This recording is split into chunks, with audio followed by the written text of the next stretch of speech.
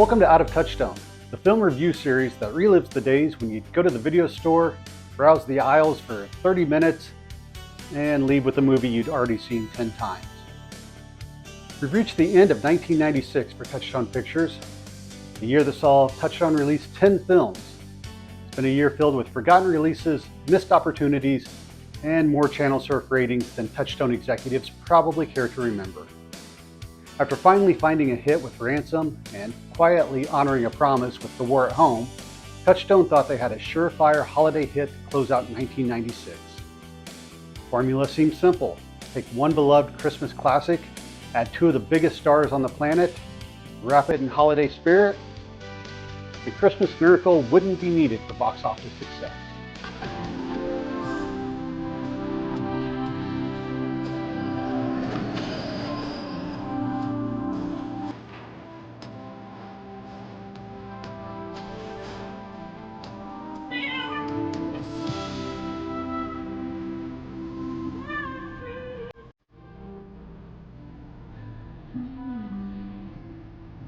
The Preacher's Wife starts Friday, December 13th at a theater near you.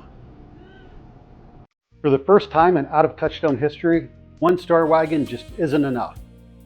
Leading the cast is Denzel Washington. By 1996, Denzel had already won an Academy Award for Glory and earned another nomination portraying Malcolm X. He had firmly established himself as one of Hollywood's most respected dramatic actors. Sharing top billing is Whitney Houston. By the mid-90s, Whitney wasn't simply one of the biggest recording artists in the world. 4 years earlier, she made her feature film debut in The Bodyguard, a worldwide hit whose soundtrack remains the best-selling movie soundtrack of all time. After proving she could sell records and movie tickets with The Bodyguard and Waiting to Exhale, The Preacher's Wife looked like the perfect follow-up.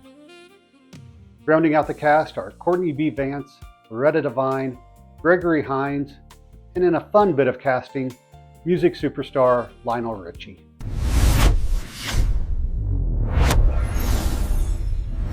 We've already touched on part of the reason why this film exists. On paper, it looked like it couldn't miss. Denzel, Whitney, Christmas season release, and a story that had already proven itself nearly 50 years earlier as The Bishop's Wife. From the studio's perspective, all they had to do was update the setting for a modern audience and let two enormous stars do the rest. It's exactly the kind of project Hollywood executives love. Established material, bankable stars, built-in holiday appeal. The movie practically sells itself. The only question was, did audiences agree? The answer, sort of. The Preacher's Wife opened on December 13th and debuted in 4th place. Unfortunately for Touchstone, audiences had a different holiday wish list. Tom Cruise had audiences shouting, "Show me the money!" in Jerry Maguire. Aliens had crowds going, "Ack, ack," in Mars Attacks. And Glenn Close had moviegoers adopting 101 Dalmatians.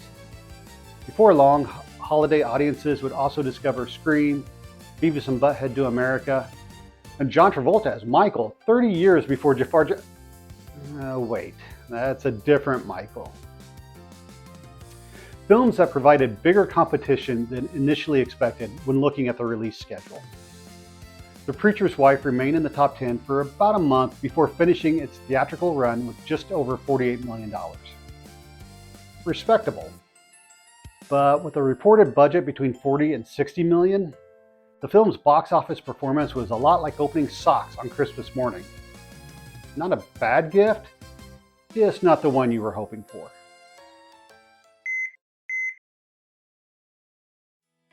Critics were generally kinder to the film than audiences.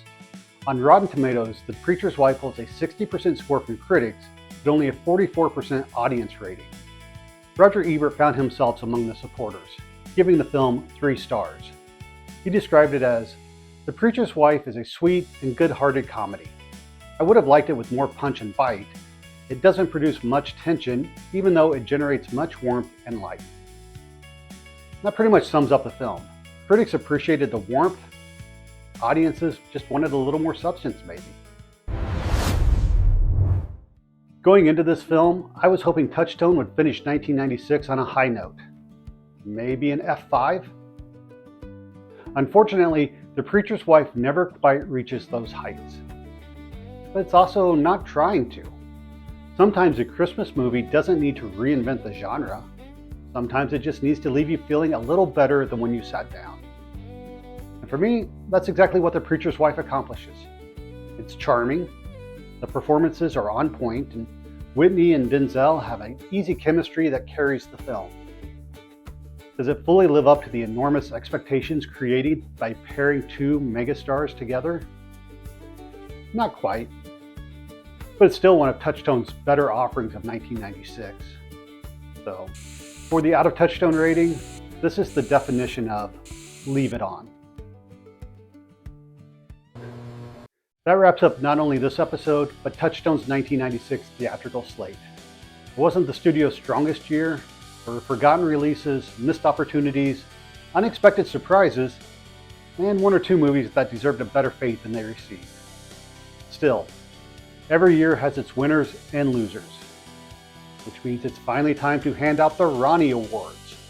Join us next time as we look back at all 10 Touchstone releases from 1996 and decide which films, performances, and moments deserve to take home Out of Touchstone's highest honors. Until then, the tapes are rewound, the video store is closed, we're out of Touchstone.